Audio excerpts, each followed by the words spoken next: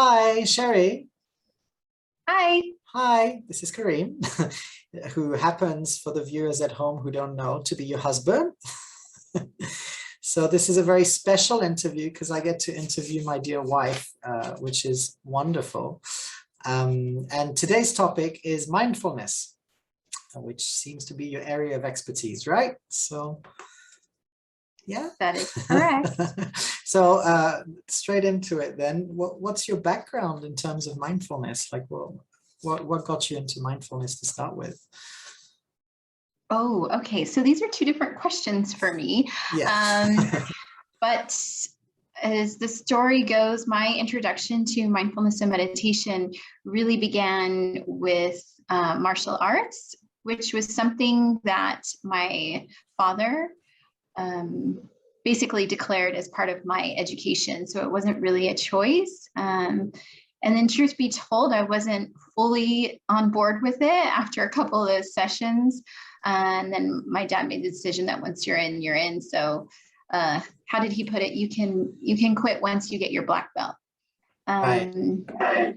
But yes, even though that was the case, I did grow to love it. It became a very strong community force as I was growing up and going through turbulent and wobbly times, such as being a teenager and then making those major decisions about what you want to do for the rest of your life, like university and career. Yeah. So in short, it started with martial arts. Okay. And so, I mean, I'm sure people have asked you this multiple times, but what is mindfulness? Can we define it a little bit more than it's meditation and people sitting in lotus pose, or is that what it is? Or Yes, so this is something that I'm actively working towards, which is debunking this idea that mindfulness and meditation is this image which we see posted everywhere of people sitting with their eyes closed and in half lotus position with their palms either facing up or in some sort of mudra. And although that's one way to practice mindfulness and meditation, that's not the only way. Mindfulness, specifically focusing on this word, is really about the quality of attention. So whether you're finding peace and spaces to reach the zone, as some athletes like to call it, through sports, or it could be cooking, if you're into that. It could be gardening. It could be painting or dancing. There's so many different avenues to reach this point of where you're just completely into what you're doing in that moment.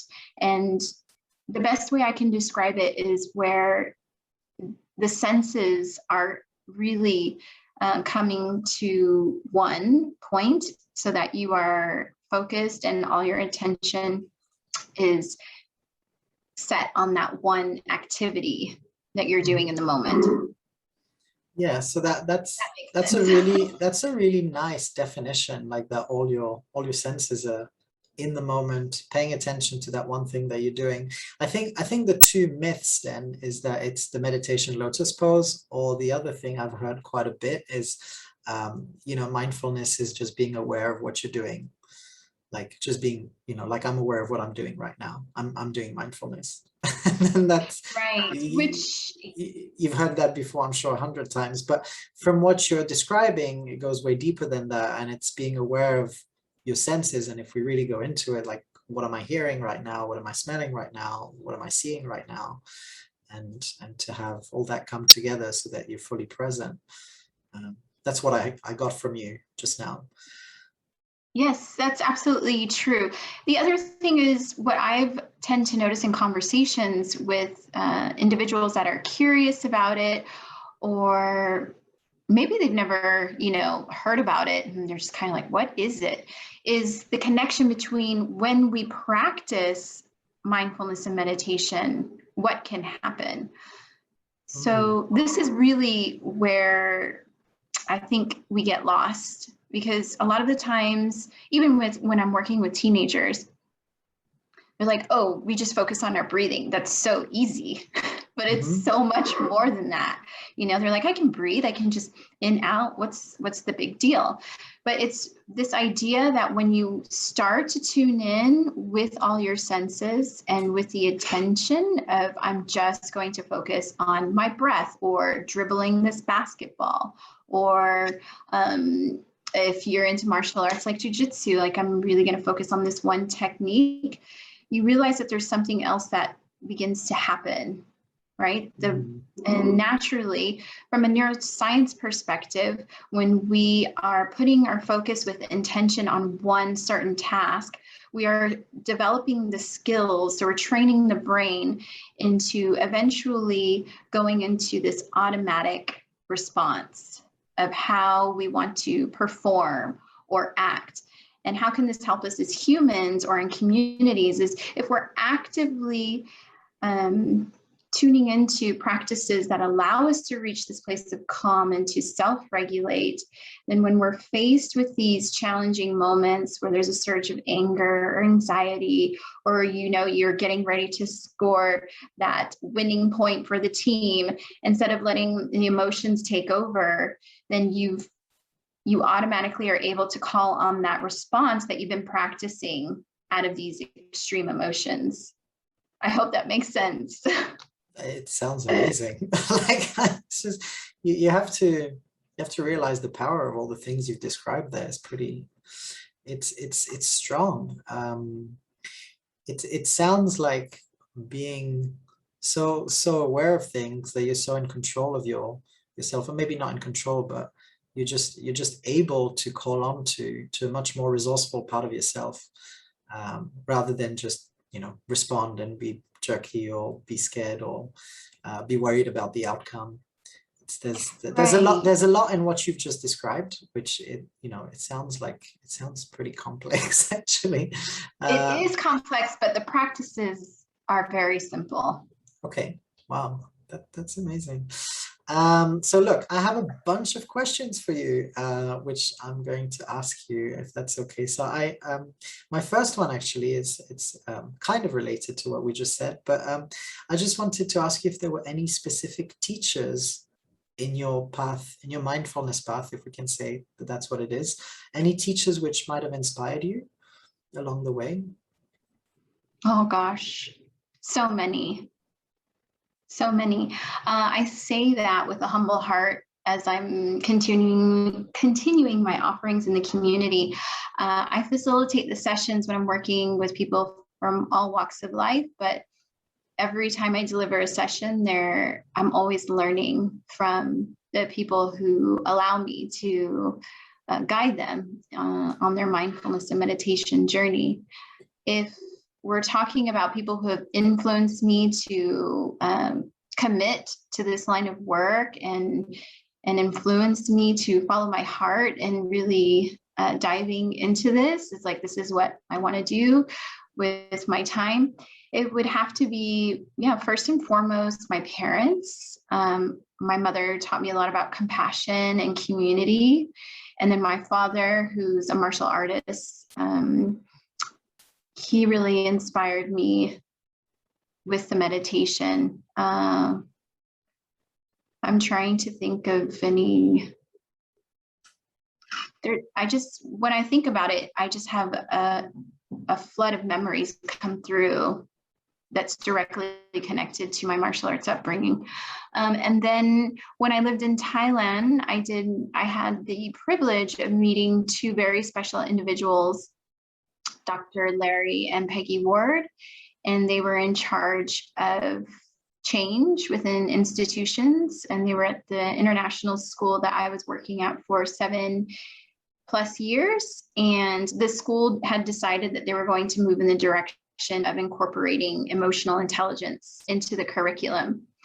And during that time when I was working there, they were introducing mindfulness and really using the approach of neuroscience of the mind. Mm-hmm.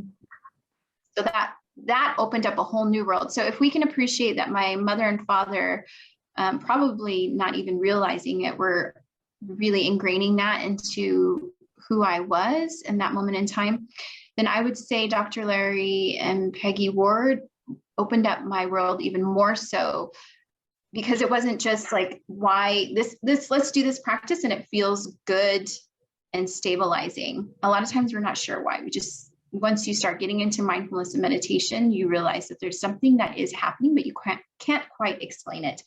And then the neuroscience of the mind, I just found it so empowering and fascinating. And also, like, everybody should be more aware of how their brains work. It makes so much sense to me, because then this way you can balance yourself out. You're like, wait, okay, I understand what's happening. My amygdala is flipped, and technically it takes 20 minutes for me to chill out. So maybe I shouldn't hang around this person that's really making me upset right now for the next 20 minutes. That makes a lot of sense. Wow, there's so much there. And this is kind of interesting. So you were exposed to a school where mindfulness was actually formally taught as part of the curriculum, if that's what you're saying. Yes, yeah, the first in Asia. Yeah, and so I think a lot of the people who might be watching this would also be very interested to know, because most of the schools that we send our kids to, they might have perhaps like an introduction to mindfulness, or they might have a school counselor on site. But to have mindfulness as part of the daily routine or the daily habits, like, that'll give you like some kind of longitudinal view on how the students are responding to the material and how they're changing in terms of character, or what things are happening to them. So actually, this is one of the things I wanted to ask you is, what have you noticed in your experience at the school? And so this is at the American School of Bangkok, right? Yeah, so first of all, what were the practices that the students were going through, and how did you find that might affect them as humans, as young humans or teenagers, in terms of character and how it made them feel? Or Yes, so I actually just shared this. I was a facilitator at one of the workshops for kids. It's Action for a Cause. And the workshop was focused on mental health and wellness. And one of the things that I shared was, because I was able to share mindfulness and meditation with the students on a regular basis, I also got to see them grow. So if you can appreciate, I was there for 7 years. So some of the students I worked with from grade 1 whoa, all the way to, so I saw the emotional development, and also just there's a huge shift in the community of awareness. So emotionally, I would say the students, staff, even parents were just much more aware of, how the students were doing. There was a real deep sense of community among the kids, whether they were from first to, we also had high school, just like the international schools here in Hong Kong. So there, you saw the older kids taking better care, or like being more brotherly, sisterly to the younger ones. And because every Wednesday morning we would do mindfulness practice together as a whole school. So I would get up on stage, if you will, with a microphone, and the teachers, parents were invited, staff, all the students from grade 1 to 9 were there, or sorry, 12 were there, and we were all doing breathing practices together.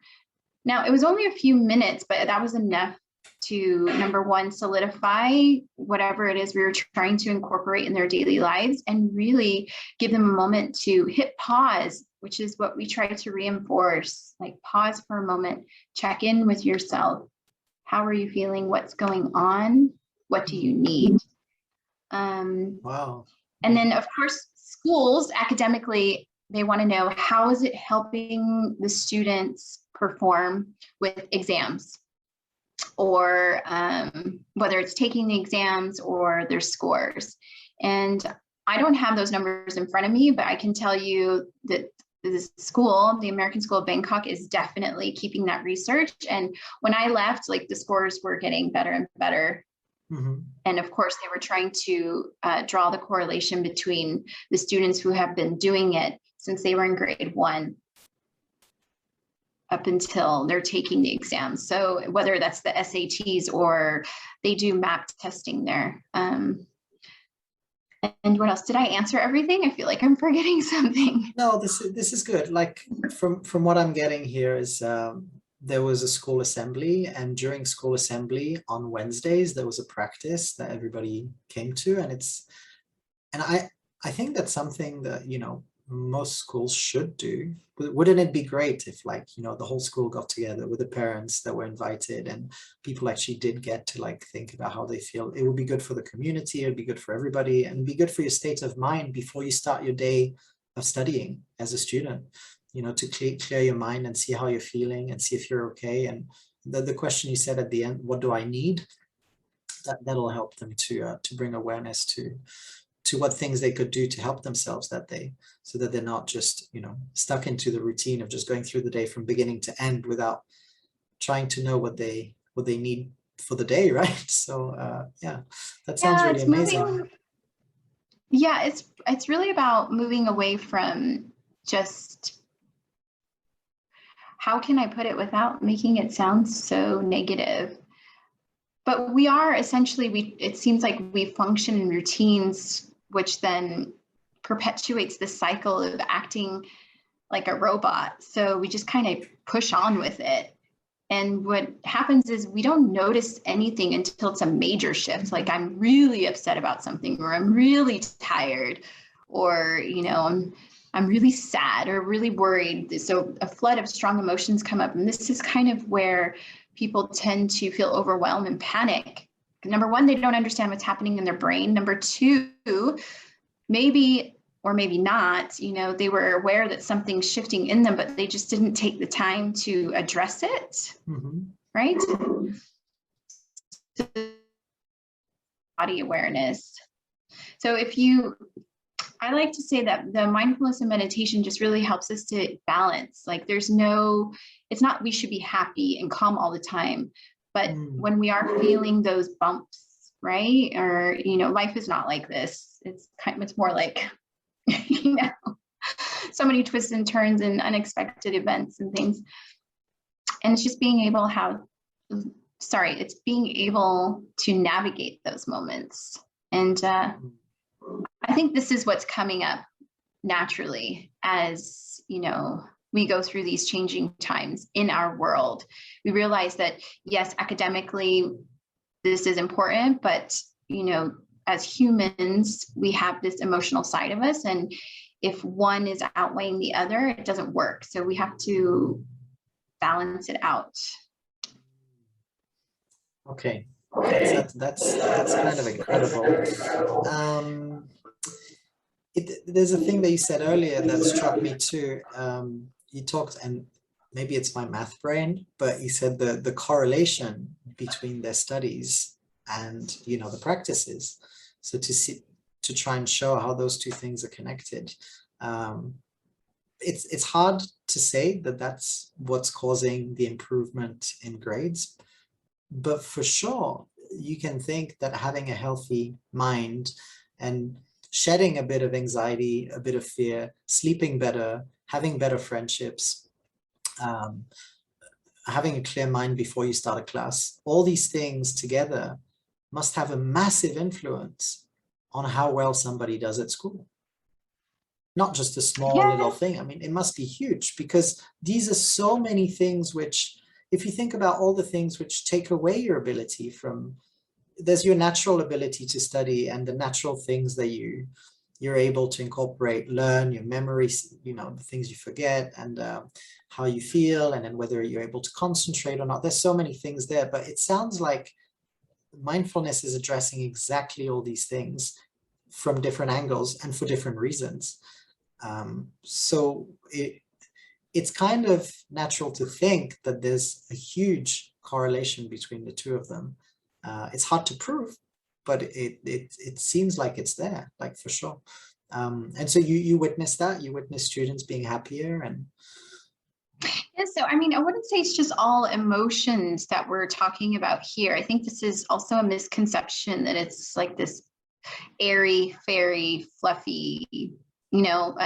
If you want to speak technically, if we are asking the students to focus on their breath starting at like 3 minutes and then building up to 5, 10, 20 minutes, we are strengthening the neural pathways in the mind for focus and concentration.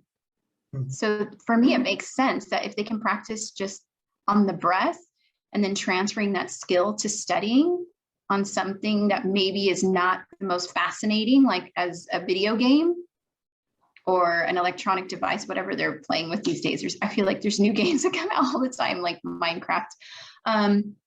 But then they're training their attention in a way that they can't, if they have to sit for an exam or study or, you know, pay attention to a class that really isn't their favorite, they have that discipline and that practice of the focus and awareness, which is building the concentration. And then in terms of memory, there are studies out that show that from mindfulness practices, we're activating different parts of the brain, which allow us to have better memory. I mean, I'm happy to link that in somewhere for you if you want, but this is the new thing. A lot of people are studying the brain. We know so little about it, and we're just getting started. So, yeah. Wow. Yeah, so it's like you're giving an introduction to all these things here. And it makes me really want to dig deeper. It's making me really curious talking to you know now about all these things. And I guess one of my main questions here was, do you think Hong Kong is ready for this? That they to incorporate all that in the curriculum? And wouldn't it be a wonderful thing if they did? Do you think that the schools here, like how are you finding the schools are responding to you? Because I'm sure you've been in contact with some schools, you know, discussing potentially working with them, because with a huge background like the background that you have, having already done it in an international school and having already witnessed the changes, there's some schools now which we could say are at the beginning of thinking about it, and they're just thinking about well-being, and maybe in addition to the idea of mindfulness, that there needs to be something more consistent, or you know, more of a constant offering rather than a workshop every 6 months or so. Oh, absolutely. I could not agree with you more. It's just like when you go to a gym and you expect to do one PT with a trainer, and I mean, you're not going to see results from that one session. You might feel really good, but are you really going to see the results? Long-lasting results. And it's the same with mindfulness and meditation. It's really something that you need to incorporate and do it as a routine to really reap the benefits. And I would say that, you know, for example, the programs that I'm licensed to deliver in schools, the sessions are a minimum of 10. I think it's like 10 to 12. And then it's up to the schools to continue building that into the daily routines, into the classrooms. Some schools have gone even further than that, where the teachers themselves are really into mindfulness and incorporating it into their routines in the classroom. Is Hong Kong ready for this? I would argue that Hong Kong can't afford not to consider this, especially I'm just speaking truthfully, especially with the statistics that I just read that came out in a report, and suicide rates, depression among primary and secondary students is up to 50%. 50%. Kids are saying that they're having trouble sleeping, they can't focus, and they're often worrying about the future. And it's no wonder, right? I mean, the past 2 years have been incredibly difficult for everyone, not just for our students. But so if you can imagine, like, we're adults, we've been through all of that, like those years when you're also going through an identity crisis, and then people are asking you to, like, what do you want to be when you grow up? What university are you going to go to? And I said, compound that with, you know, COVID and the protests and small confined spaces and doing classes online. It's really tough. I think that there should be more resources for everyone, not just students. I think just like we talk about the mind-body approach and considering all parts of the self, I think we also need to approach the communities like that. So if we're offering it to the students, how can we support the parents and the caregivers? And also, how can we support our teachers? Our teachers, we can't forget about our teachers who take care of our kids. But yeah, that's just my opinion. Yeah, I mean, you're bringing a lot of very important points up. I think things which are often overlooked, right? So, wow, it's kind of amazing to think of all the things that, like the way that you're presenting yourself right now is, and I'm not saying this because you're my wife, I'm trying to interview you, like, you know, as an honest third party, which, you know, it's difficult. Maybe my eyes are biased, but you're presenting a radiant light, a really beautiful soul to the audience, where you're so considerate of all these different avenues and all the things that matter, that you're aware of more angles. Like in a typical interaction with someone, they might not see all the things that you've just described, but I think that it comes very clear from just talking to you that that all these other things are very important too, and we're just like academics. And you're just like, but what about all this? And you know, it's, yeah. I would just say that I don't think that it's just a Hong Kong thing. I think we're just moving into a different phase of education. Like, we're supposed to be growing and improving, right? And with our generation, we're just looking at this, what does education look like now? And what did it look like 10 years ago or 20 years ago? So different. So I don't think this is specific to Hong Kong. I think we're just realizing collectively that this is very important, and it's not so obvious that we need to teach it, but we're, you know, as we advance with technologies and as the world faces turbulent times, we definitely need to address it. Mm-hmm. So with everything that you've just said, I think people will be very interested in knowing where they can find you, or where they can learn more about mindfulness in general. So how do people get in touch with you, and what are you doing? Like, what things are you offering? And well, in line with what I was just explaining from my own opinion, of course, I do offer sessions for students. Schools can contact me directly. I offer workshops, sessions for seniors, parents. I have an ongoing journey, which is called the Journey to Turning Inward. And you have 10 sessions with me, and I introduce formal and informal mindfulness practices and very simple and accessible ways into creating a more mindful way of being and living. What else? Parents, teachers. Yeah, I think we covered it all, right? yeah. So if you want to learn more about me, you can go to my website, which is SherryYasay.com, SherryYasay.com. Or you can find me on Facebook and Instagram. Okay. Or you can contact Mathemagic. I guess you can. I'll probably know how to put them in touch with you. I have to say, this has been like an absolute breath of fresh air in my day, talking to you about mindfulness in this interview. I know I'm so lucky to have married you, but then this is just like, to just see you as presenting the work that you do. I can only say I'm so I'm so proud of the work that you do. I think it's definitely changing lives for the better, and